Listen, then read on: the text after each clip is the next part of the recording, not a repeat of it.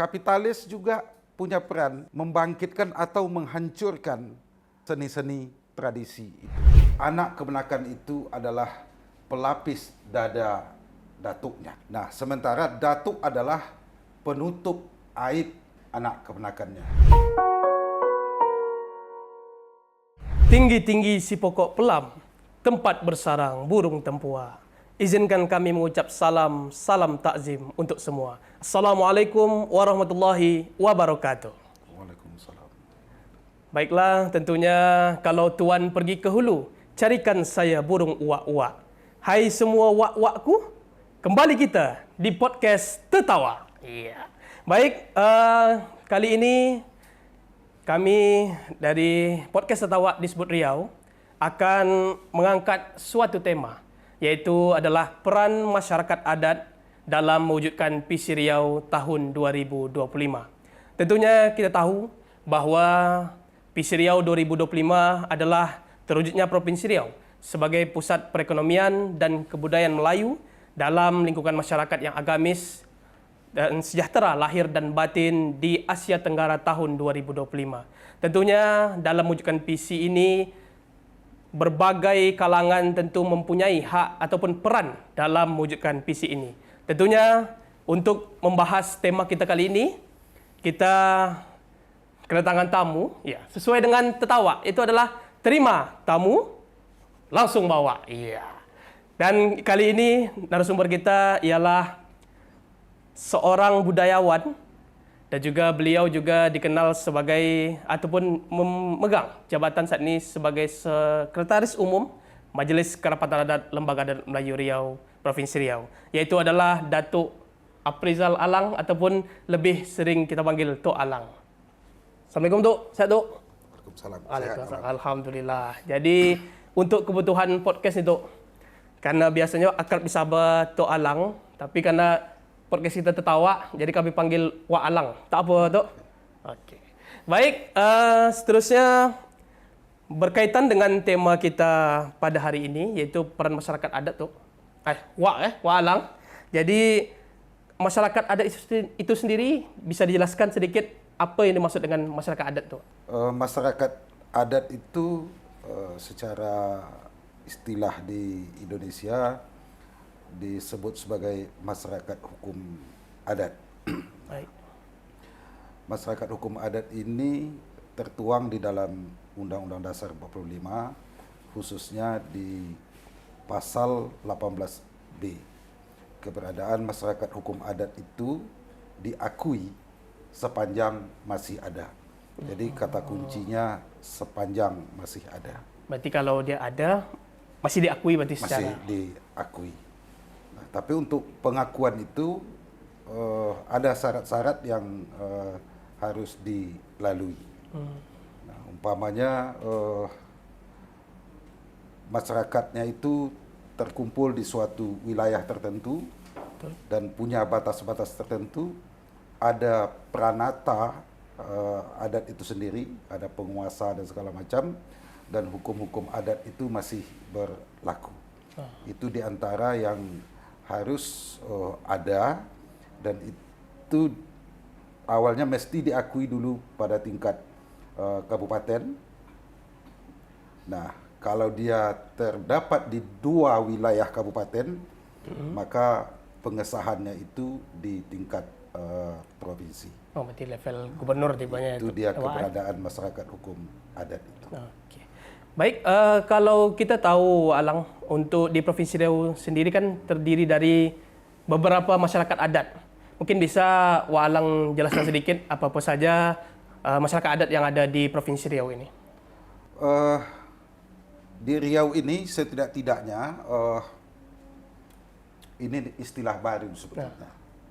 Dikenal dengan masyarakat adat Melayu pesisir, ada Melayu daratan. Oke, terbagi 2. Ya, terbagi 2. Nah, kalau dulu tentu terbagi 3. Ada masyarakat Melayu kepulauan. Nah, di daratan itu juga masing-masing masyarakat Melayu itu punya ciri khas tersendiri.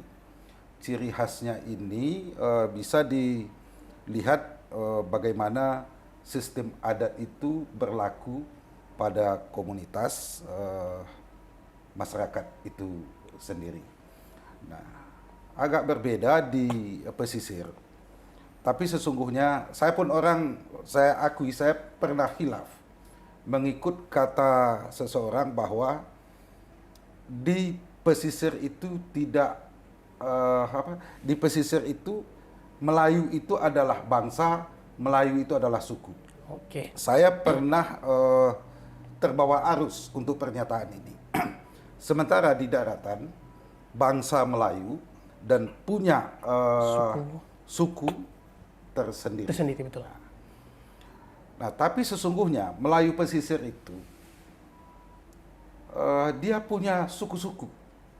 Itu terdapat di dalam Babul Kawaid yang artinya pintu segala pegangan, ditulis oleh Kesultanan Siak periode kedua, tepatnya masa sultannya Sultan Syarif Hasim Abdul Jalil Syarifuddin. Oke, berarti menarik nih Wak Alang dan Wak Waku semua. Ada tadi namanya Babul Kawaid ya, Wak Alang ya. Itu isinya kalau lebih lengkapnya apa kira-kira itu Wak Alang? Isinya itu seperti undang-undang. Oh, oke. Undang-undang, Seperti kitab undang-undang. dan di situ terdapat 11 provinsi di Kerajaan Siak itu. Pada masa itu ya. Pada masa itu, Pada sistem kerajaan itu membagi wilayah itu menjadi 11 provinsi. Masing-masing provinsi ini ditulis suku-sukunya di situ. Seperti provinsi Siak dan provinsi Pekanbaru, itu sukunya itu sama. Ada tanah datar, Kampar, pesisir, dan 50. Nah, tapi di sini ada enggak orang Siak di sini? Ada Wak Waku? Orang Siak kira-kira? Saya mau uji kalau ada orang Siak, tahu enggak dia suku mana dia masuk. Kalau tidak tahu, Nah, kacau. kalau tidak tahu, ya bagaimana kita mengharapkan kebudayaan Melayu itu sebagai pusat kebudayaan di Riau, di Riau, yang kita ingin capai adalah di Asia Tenggara. Betul. Baik, kalau kita tadi telah melihat ataupun mendengar dari Wak Alang tentang masyarakat adat apa saja yang ada di Provinsi Riau, mungkin kita saat ini berbicara tentang masuk ke tema kita tadi, peran masyarakat adat untuk bagaimana mencapai visi dari Riau ini di 2025. Bagaimana menurut Wak Alang? Masyarakat adat itu sendiri, sepanjang dia diakui ataupun tidak diakui, sebetulnya dia bergerak dengan caranya sendiri. Oke. Nah, ciri-ciri masyarakat adat itu diantaranya mereka punya apa yang kita katakan dengan local wisdom, Local wisdom. kearifan lokal. Kearifan lokal itu selain tertuang di dalam hukum-hukum adat, juga ada di dalam tradisinya, juga ada dalam kebiasaannya. Dan 3 unsur inilah yang membentuk karakter masyarakat adat itu sendiri. Karakter itu bolehlah kita katakan sebagai nilai etik, nilai etika, moral, yang kita sebut juga dengan adab. Nah, ujung dari hasil ketiga unsur ini menghasilkan generasi yang beradab sesuai dengan pengetahuannya tentang adat itu sendiri. Oke. Baik Wak Alang, mungkin teman-teman atau wak-wakku yang ada di sosial media ataupun yang menyaksikan ini mungkin bisa komentar tadi. Mungkin dari Siak kata Wak Alang tadi apa saja suku mereka, dan juga mungkin dari wilayah lain yang ada di Provinsi Riau seperti di Bengkalis, Meranti, dan juga mungkin di Rokan Hulu dan sebagainya. Boleh share ataupun komen di bawah ini dari asal dari mana dan suku mana ataupun suku apa dari teman-teman atau wak-wakku yang saat ini sedang menyaksikan kita pada hari ini. Seterusnya kita mengetahui bahwa mungkin masyarakat adat ini tadi Walang sebutkan itu terdiri dari 3 unsur, ada local wisdom segala macamnya. Tentunya kita tahu bahwa masing-masing dari masyarakat adat ini mempunyai yaitu semacam karya budaya. Jadi bagaimana pandangan Walang tentang karya budaya ini dapat membantu mewujudkan Visi Riau di 2025 tersebut? Baik, karya budaya masyarakat adat ini kalau kita ingin melihat sebagai tanda itu kita baca dia karya budaya. Nah, sepanjang nilai-nilai dari hasil kearifan lokal itu masuk dia ke dalam peristiwa-peristiwa yang ada di komunitas adat itu, maka itu sangat berperan penting untuk melihatkan kepada dunia luar bahwa inilah Melayu, kalau dia Siak, inilah Melayu Siak, kalau dia Kampar, inilah Melayu Kampar, sehingga perbedaan antara Melayu Siak, Kampar, Pelalawan, mana lagi itu Indragiri, nah, itu jangan dianggap sebagai hal yang mengkhawatirkan, tetapi sesungguhnya itu harus kita pandang sebagai kekayaan.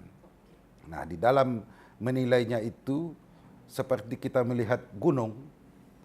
Gunung itu ada pohon yang tinggi rendah. Kalau kita lihat jauh, dia cantik. Nah, kalau laut itu dia sama saja, tapi tetap ada gelombang. Betul. Tetap ada perbedaan. Kita lihat dia tetap menawan. Nah, begitu juga dengan adat. Itulah kekayaan masyarakat Melayu itu sendiri. Nah, saya berharap jangan bertelagah bahwa kami Melayu ini itu yang kita hindari. Ya. Karena menurut kita ataupun menurut Alang ataupun kita semua bahwa Melayu itu sebetulnya semua Melayu ya Walang ya. Tapi memang ada itulah kekhasan ataupun ciri khas dari masing-masing. Melayu Siak ada perbedaan sendiri dan juga karya budayanya pasti akan terlihat perbedaan dari masing-masing itu sendiri. Baik, kalau kita melihat tadi kata Walang, karya budaya ini sangat penting dan menunjukkan bahwa itulah identitas dari misalnya Melayu Siak di orang luar melihatnya begitu. Jadi kalau kita melihat perannya ini kan sangat penting nih masyarakat ini dalam contohnya satu contoh tadi di karya budayanya itu sangat penting. Jadi bagaimana ke depannya agar masyarakat adat ini tetaplah dia terjaga dan juga tetaplah dia eksis di dunia ataupun masuknya era luar. Nah, karya budaya. Nah, karya budaya itu tadi saya katakan bahwa adat itu salah satu pengontrolnya. Nah, kita katakan kalau kita membuat perahu itu bagian dari karya budaya masyarakat Melayu. Tapi kalau membuat pesawat terbang itu bukan bagian dari kebudayaan masyarakat Melayu. Nah, itu ya. Walaupun mungkin orang Melayu bisa membuatnya. Nah, bisa membuat pesawat apa segala macam ya. Nah, kita lihat dari kearifan lokal tadi itu aktualisasi, salah satu aktualisasi karya budaya Melayu itu kesenian dalam bentuk tradisi kah kita katakan, ada kelisanan, ada musik dengan berbagai macam peralatan, berbagai macam nada-nada. Nah, ada juga karya budaya dalam bentuk syair. Nah, semuanya itu adalah pendukung dari terlaksananya peristiwa-peristiwa adat. Tapi kita juga harus ingat, kapitalis juga punya peran membangkitkan atau menghancurkan seni-seni tradisi itu. Bisa membangkitkan atau justru menghancurkan ya? Justru bisa menghancurkan. Dapat saya contohkan, sekarang orang membuat bebano itu sudah kesulitan. Kayunya sudah tidak ada. Kalau kita pergi Kuansing, jalur itu buat dari kayu yang besar. Yang umur berapa ratus tahun atau puluh tahun. Sekarang kayu-kayunya kan sudah tidak ada lagi. Dan kalau kita tidak hati-hati, tidak menutup kemungkinan tradisi pacu jalur itu juga akan hilang bersama dengan waktu. Wah, itu dengar wak-wakku. Jadi sebetulnya kita semua di sini mempunyai peran juga sebetulnya Wak Alang ya. Karena tadi disebutkan Wak Alang, kalau seandainya kayu-kayu ataupun batang-batang tinggi itu tak ada lagi, dari mana kita nak jalur? Akhirnya tradisi pacu jalur itu akan hilang dengan sendiri. Baik, seterusnya Wak Alang, karena mengingat Wak Alang juga merupakan Sekretaris Umum Majelis Kerapatan Adat Lembaga Adat Melayu Riau. Jadi di sini kita tahu bersamalah bahwa LAM Riau itu didirikan, yaitu salah satu idenya adalah untuk membangkitkan batang terendam. Jadi mungkin Wak Alang bisa sedikit bercerita tentang dasar ini, membangkitkan batang terendam itu apa tuh, supaya Wak semua tahu. Lembaga Adat Melayu Riau itu didirikan pada tahun 1970. Salah satu penggagasnya yang punya peran penting waktu itu Gubernur Riau, kebetulan itu putra dari Melayu Riau, itu Arifin Ahmad, dan sekarang salah seorang pendirinya itu yang masih hidup, alhamdulillah, itu Datuk Seri Oka Nizami Jamil. Nah, itu satu-satunya yang masih hidup. Dan berdirinya lembaga adat itu hasil berhimpunnya semua pemegang kekuasaan adat pada waktu itu yang ada di Riau berkumpul dan bersama-sama mendirikan lembaga adat itu sendiri. Kalau kita lihat gedungnya yang megah sekarang itu dimulai pembangunannya itu pada tahun 1982. Berarti dari pembentukan awal 1970 butuh waktu juga 18 tahun untuk membangun Balai LAM itu. Mengapa lembaga adat ini dirasa perlu untuk dibuat? Itu sebenarnya kegelisahan orang tua-tua masa dulu melihat perkembangan teknologi. Nah, teknologi pada masa itu kalau dibandingkan dengan masa sekarang, betapa dahsyatnya kan. Dan pandangan orang tua bahwa masyarakat Melayu itu sudah melupakan jati dirinya. Identitasnya dia lupakan. Nah, maka muncullah salah satu fungsinya membangkitkan batang terendam. Nah, untung masih terendam. Kalau terbenam kan itu udah sulit tuh. Nah, secara singkat, batang itu dapatlah sebagai simbol dia. Dia kalau bicara adat ini jarang sekali bahasanya itu bahasa yang langsung. Tapi dia lebih kepada bahasa-bahasa yang kias yang perlu kita cari makna yang sebenarnya. Nah, itu batang itu adalah adat itu sendiri. Adat diibaratkan seperti batang. Seperti batang ya. Nah, adat itu sudah mulai tenggelam dan itu dibangkitkan kembali. Nah, itulah peran penting Lembaga Adat Melayu Riau itu berdiri. Nah, kalau dia tidak sanggup membangkitkan batang terendam itu dengan cara apapun, maka sesungguhnya Lembaga Adat Melayu Riau itu sudah mengkhianati. Saya tidak mengatakan tidak berhasil, tapi dia mengkhianati apa yang dicita-citakan oleh para pendiri, para pendahulu itu. Saya juga tertarik dari Wak Alang dengan ada satu kata dari Wak Alang adalah jati diri Melayu. Jadi boleh dijelaskan apa itu maksud dari jati diri Melayu lebih dalamnya tuh Wak Alang? Itu di dalam Islam itu. Islam mengajarkan bahwa Allah berkata, bahasa kitanya, aku ciptakan manusia itu bersuku-suku, berbangsa-bangsa, agar saling memahami, kurang lebih Mengenal ya, betul. saling mengenal ya. Jati diri Melayu itu tidak boleh kita samaratakan. Jadi jati Melayu Riau itu kan tadi bisa kita lihat Kampar, Rokan, Indragiri, Kuansing, Pelalawan, Siak, apalagi Bengkalis, ya, mungkin Bengkalis segala macam. Nah, jangankan berbeda kabupaten dalam tataran administrasi pemerintah, antara kampung yang satu dengan kampung yang lain itu pasti ada perbedaan. Nah, kita sama-sama Melayu, tapi kita beda suku. Ya.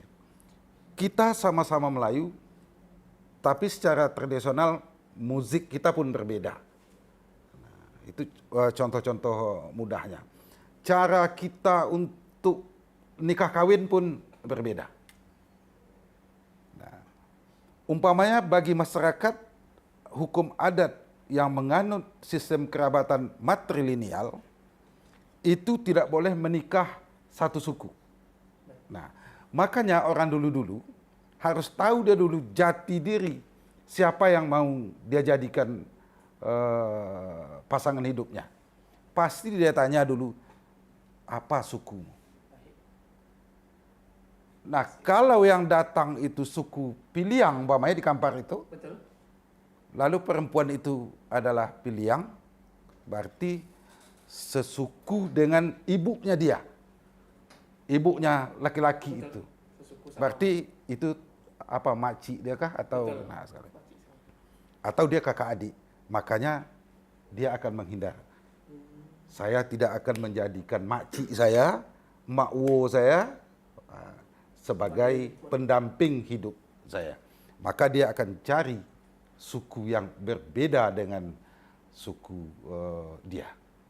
Nah, kemudian secara umum orang Melayu itu punya ciri khas tersendiri. Yang baik-baik, begitu kayak baik-baik. Dia tidak sombong, dia rendah hati. Nah, kalau ada yang sombong pasti ada yang sombong. Nah, itu tabiatnya sendiri, perangainya sendiri, tapi bukan Melayu secara umum. Karena Melayu secara umum terakhir dia dikendalikan oleh Sara dan Kitabullah. Nah, makanya di dalam adat dan budaya Melayu itu, kalau ada yang menyimpang dari Sara, maka dia disesuaikan. Nah, karena itu orang mengatakan Melayu itu identik dengan Islam. Bukan berarti kita mengenyampingkan suku-suku terasing yang dulu diistilah suku terasing, sekarang suku asli. Kan masih banyak tuh yang belum atau tidak menganut agama Islam. Terutama Islam. Tapi tidak mungkin orang Melayu sekarang mengenyampingkan mereka sebagai orang Melayu. Nah, apapun itu, mereka lebih tua daripada kita yang mengatakan Melayu modern. Baik, berarti kalau setelah mendengar penjelasan dari Wak Alang tadi, Wak-wakku semuanya, berarti di sini kita melihat jati diri Melayu atau jati diri itu sangat penting. Terutama tadi kita nak meminang pun kita harus tanya dulu. Itu kan jati diri dia. Dia suku apa itu masuk dalam jati diri dia. Jadi seterusnya kita masuk ke lembaga tadi Wak Alang. Jadi Lam Riau ini tentunya dengan ide ataupun gagasan awal pembuatannya itu, yaitu adalah untuk membangkitkan Batang Terendam itu sendiri, itu untuk mempertahankan ataupun membangkitkan kembali adat-adat yang sudah mulai terendam lah kalau dalam bahasa tersebut. Jadi bagaimana peran Lam Riau dalam mungkin membina ataupun tetap bahwa masyarakat adat ini harus tetap eksis ataupun supaya tidak tergerus ataupun hilang dari bumi Rancang Kuning ini. Lembaga Adat Melayu Riau itu walaupun diharapkan membangkitkan Batang Terendam, tetapi dia tidak ikut campur dalam urusan adat yang ada di komunitas masyarakat adat itu sendiri. Karena mereka lebih tahu tentang adatnya. Nah, Lembaga Adat Melayu Riau, baik tingkat provinsi maupun kabupaten kota, bahkan ada yang sampai ke kecamatan, dia berfungsi mengadvokasi, membela, mendorong masyarakat hukum adat itu sendiri untuk kembali menggali apa yang ada pada dia yang dulu diwariskan oleh nenek moyangnya itu. Nah, sebab tidak mungkin juga orang Lembaga Adat Melayu Riau mengatur-ngatur adat yang ada di Siak umpamanya, adat yang ada di Indragiri, di Kuansing, tidak mungkin. Karena mereka itu lebih profesor daripada orang yang ada di Lembaga Adat Melayu Riau itu sendiri. Jadi kalau kita melihat tadi memang tidak bisa untuk kita masuk ke dalam adat itu sendiri, Ya. ya Walang. Itu kan bagaimana kita mendorong mereka untuk tetap istilahnya tetap dalam ataupun menghidupkan bagaimana karya budaya dan segala macam yang ada di dalam masyarakat adat itu sendiri. Seterusnya kalau melihat program LAM saat ini, apakah itu sudah sangat bersentuhan tak dengan masyarakat adat itu sendiri? Nah, tadi itu kan ada Lembaga Adat Melayu Riau, Provinsi Riau, kedudukan di ibu kota provinsi di Pekanbaru. Itu yang di balai Ya, adat. itu di balai adat itu. Kemudian ada di kabupaten kota, bahkan ada di kecamatan. Nah, karena kita secara organisasi terstruktur, maka kita mendorong yang kabupaten mendorong yang ada di kecamatan. Persoalannya, nasib Lembaga Adat Melayu Riau yang ada di kabupaten kota itu tidak sama nasibnya dengan lembaga adat Melayu yang ada di provinsi. Kenapa gitu Walang? Nasib apa pun sekarang? Ya, nasib ini kan kalau sudah berjuang Betul. tidak berhasil, itu kan jatuhnya kepada nasib.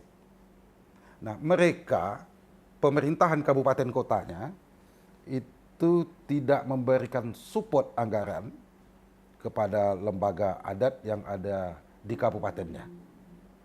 Nah, tingkat provinsi nasibnya kan bagus, diberikan support anggaran. Nah, tapi sayangnya provinsi tidak bisa menghibahkan anggarannya ke kabupaten kota kecuali dalam bentuk program. Maka melalui itulah kita coba untuk hadir di kabupaten kota, melakukan program-program yang sesuai dengan kepentingan pelestarian dan pengembangan adat di kabupaten kota itu sendiri. Berarti memang masalah ini hampir terjadi di seluruh kabupaten kota ya Walang ya. Tapi kalau untuk melihat apakah program dari kabupaten LAM kabupaten kota itu apakah sudah bersesuaian tak dengan program yang ada di LAM Provinsi Riau? Ini teknis organisasi ya. Kita punya rapat pimpinan, ada rapat kerja itu menghadirkan kabupaten kota, juga ada rapat pimpinan itu menghadirkan kabupaten kota. Disitulah kita godok kegiatan-kegiatan yang akan kita lakukan untuk tahun berikutnya. Tapi kabupaten kota sejauh ini kan susah untuk mensupport. Nah, hanya kita yang bisa datang. Nah, kadang-kadang lain orang kan lain pula pemikirannya. Kita inginkan masuk ke dalam lingkaran adat itu. Nah, mereka itu paham dengan komunitas masyarakat adat itu, pucuk-pucuk sukunya kah, datuk-datuk, nenek mama itu, paham dia dengan adatnya. Tapi boleh dikatakan dia tidak paham bagaimana cara untuk mengungkapkannya kepada halayak luar dari komunitasnya. Bahkan pada komunitasnya itu sendiri, anak keponakannya juga ada yang tidak kenal sama datuknya. Nah, umpamanya tadi suku umpamanya di Kubu umpamanya, suku Hambaraja, sudahlah dia tidak tahu suku dia apa. Nah, kita tanyakan siapa pemegang teraju Hambaraja ini juga dia tidak tahu. Nah, kenapa? Ini sebagai salah satu contoh kasus. Nah, kalau dulu-dulu itu pucuk suku itu diistilahkan dengan dia yang mengurung, mengandangkan anak keponakannya. Jadi dia yang melepaskannya waktu pagi, dia yang mengurungkannya di waktu malam. Sehingga dia tahu bahwa tidak ada anak keponakan dia yang tidak pulang dari bekerja. Nah, semestinya sebagai seorang datuk, sebagai seorang pucuk itu, kalau dia ingin dihargai oleh anak keponakannya, dia tidak hanya mengurus persoalan nikah kawin, tapi ketika ada silang sengketa rumah tangga anak keponakannya, datuk itu semestinya hadir untuk ikut terlibat menyelesaikan persoalan anak keponakannya itu. Besarnya datuk itu karena anak keponakan. Besarnya datuk suku Ya, adalah karena anak keponakan. Yang diistilahkan bahwa anak keponakan itu adalah pelapis dada datuknya. Nah, sementara datuk adalah penutup aib anak keponakannya. Sebagai contoh penutup aib ini, kalau anak keponakannya mempunyai utang bukan berarti ini utang dalam bentuk duit, tapi dia melakukan kesalahan, maka datuknya inilah yang akan tampil menyelesaikan persoalan itu. Jadi kalau ingin kewibawaan datuk itu betul-betul berwibawa di hadapan anak keponakannya, maka harus seimbang.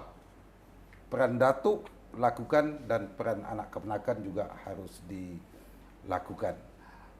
Disitulah keseimbangan, karena tadi itu besarnya datuk karena anak keponakannya. Dan sebaliknya anak keponakan pun juga menjadi itulah membesarkan datuknya tadi ya. Baiklah, waktu sekalian, memang sebetulnya kalau nak dibualkan lagi lebih panjang, banyak lagi hal-hal yang nak diceritakan, dibualkan dengan walang. Namun itulah waktu juga yang membatasi kita. Dan setelah berpanjang lebar tadi kita berbual, kita melihat peran sangat penting dari masyarakat adat dalam mencapai visi Riau tahun 2025, di mana kita melihat bahawa masyarakat adat iaitu dia mempunyai karya budaya, baik itu kearifan lokal dan sebagainya, yang itu akan menjadi ataupun eksistensi di dunia luar sana. Dan mungkin seterusnya, Walang, kami mungkin bisa meminta sebagai kalimat penutup untuk tema kita pada kali ini. Karena ini menyangkut dengan adat dan budaya, Betul. Tadi juga kita masuk kepada persoalan kearifan lokal. Itu artinya berbanggalah kita dengan kearifan lokal itu sendiri. Jangan kita berbangga dengan apa yang dimiliki oleh orang lain. Nah, kadang-kadang kita bangga dengan apa yang dimiliki oleh orang lain. Padahal itu bisa luncas, bisa tanggal dari kita. Jadi yang lebih elok itu pelihara apa yang ada pada kita, karena sesungguhnya itulah dia milik kita, itulah dia identitas kita. Nah, bila kita menjaganya, maka orang juga akan melihat bahwa bangsa Melayu itu dengan komunitas adatnya tersendiri, di lokal tersendiri, sesungguhnya disitulah persatuan dan kesatuan itu, disitulah kekuatan, sehingga orang lain tidak mudah lagi untuk memporak-porandakan komunitas masyarakat adat itu sendiri. Tergantung kepada mereka ingin diporak-porandakan, tanggalkan adatnya. Tapi kalau ingin tetap kokoh berdiri, maka peliharalah kearifan lokal masyarakat pemilik adat dan budaya itu sendiri. Baik, wakku sekalian, demikianlah episode kali ini. Telah kita berbual panjang dan juga jangan lupa terus menyaksikan podcast Tertawa. Dan juga terakhir, satu pantun. Pergi mencari buahku ini, buah jatuh di tepi paya. Demikianlah episode kali ini. Sampai jumpa di podcast Tertawa selanjutnya. Assalamualaikum warahmatullahi wabarakatuh.